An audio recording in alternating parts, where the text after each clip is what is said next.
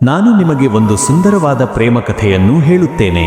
ಒಬ್ಬ ಹುಡುಗ ಸಿಡಿ ಅಂಗಡಿಯಲ್ಲಿ ಕೆಲಸ ಮಾಡುತ್ತಿದ್ದ ಹುಡುಗಿಯನ್ನು ತನ್ನ ಪ್ರಾಣಕ್ಕಿಂತ ಹೆಚ್ಚಾಗಿ ಪ್ರೀತಿಸುತ್ತಿದ್ದ. ಆದರೆ ಅವಳಿಗೆ ಆ ವಿಷಯ ಗೊತ್ತಿರಲಿಲ್ಲ. ಅವಳನ್ನು ನೋಡುವ ಆಸೆಯಿಂದ ಪ್ರತಿದಿನ ಸಿಡಿ ಖರೀದಿಸುವ ನೆಪ ಮಾಡಿ ಅಂಗಡಿಗೆ ಹೋಗುತ್ತಿದ್ದ. ಪ್ರತಿದಿನವೂ ಒಂದೊಂದು ಸಿಡಿ ಖರೀದಿಸುತ್ತಿದ್ದ. ಹೀಗೆ ಪ್ರತಿದಿನವೂ ಅವನು ಅವಳನ್ನು ನೋಡಲು ಬರುತ್ತಿದ್ದರೂ ಅವಳ ಕಡೆಯಿಂದ ಯಾವುದೇ ಪ್ರತಿಕ್ರಿಯೆ ಇರಲಿಲ್ಲ. ದಿನಗಳು ಕಳೆದವು. ಒಂದು ದಿನ ಆ ಹುಡುಗಿ ಮತ್ತೊಬ್ಬ ಹುಡುಗನನ್ನು ಪ್ರೀತಿಸುತ್ತಿದ್ದ ವಿಷಯ ಆಕೆಯ ಮನೆಯವರಿಗೆ ತಿಳಿಯುತ್ತದೆ. ಮಗಳ ಆಸೆಗೆ ಮನ್ನಣೆ ನೀಡಿದ ತಂದೆ ತಾಯಿ ಆ ಹುಡುಗನ ಮನೆಗೆ ಹೋಗಿ ಮದುವೆ ವಿಷಯ ಮಾತನಾಡಲು ನಿರ್ಧರಿಸುತ್ತಾರೆ. ಈ ವಿಷಯ ಆ ಹುಡುಗನಿಗೆ ಗೊತ್ತಾಗುತ್ತದೆ. ಆತ ತುಂಬಾನೇ ಅಳುತ್ತಾನೆ. ಸಾಯಬೇಕು ಎಂಬ ತೀರ್ಮಾನಕ್ಕೆ ಬರುತ್ತಾನೆ. ಕೊನೆಯ ಬಾರಿಗೆ ತನ್ನ ಹುಡುಗಿಯ ಮುಖವನ್ನು ನೋಡಲು ಅಂಗಡಿಗೆ ಹೋಗುತ್ತಾನೆ. ಅವಳನ್ನು ನೋಡಿ, ನಿನ್ನನ್ನು ಪ್ರೀತಿ ಮಾಡುವ ಆ ಹುಡುಗ ತುಂಬಾ ಅದೃಷ್ಟವಂತ ಕಣೆ ಎಂದು ಮನಸ್ಸಿನಲ್ಲೇ ಅಂದುಕೊಳ್ಳುತ್ತಾನೆ.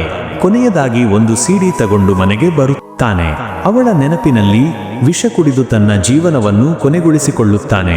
ಕೆಲವು ದಿನಗಳ ನಂತರ ಆ ಹುಡುಗಿಯ ಮನೆಯವರು ಮದುವೆ ವಿಚಾರ ಮಾತನಾಡಲು ಹುಡುಗನ ಮನೆಗೆ ಬರುತ್ತಾರೆ.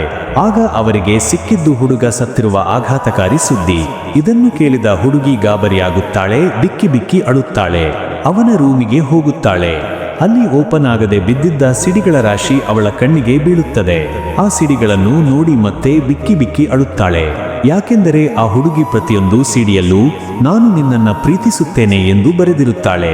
ಆದರೆ ದುರಾದೃಷ್ಟ, ಆ ಹುಡುಗ ಅವೆಲ್ಲವನ್ನೂ ತೆರೆದು ನೋಡಿರಲಿಲ್ಲ.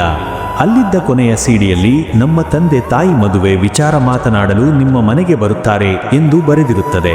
ಅದನ್ನು ನೋಡದ ಆ ಹುಡುಗ ಅಪಾರ್ಥ ಮಾಡಿಕೊಂಡು ವಿಷ ಕುಡಿದು ಸತ್ತಿರುತ್ತಾನೆ. ಸಾಯುವ ಮುನ್ನ ಆ ಹುಡುಗ ಹೀಗೆ ಬರೆದಿರುತ್ತಾನೆ, ನೀನು ಇಷ್ಟಪಟ್ಟ ಆ ಹುಡುಗನನ್ನು ಮದುವೆ ಆಗಿ ಸುಖವಾಗಿರು.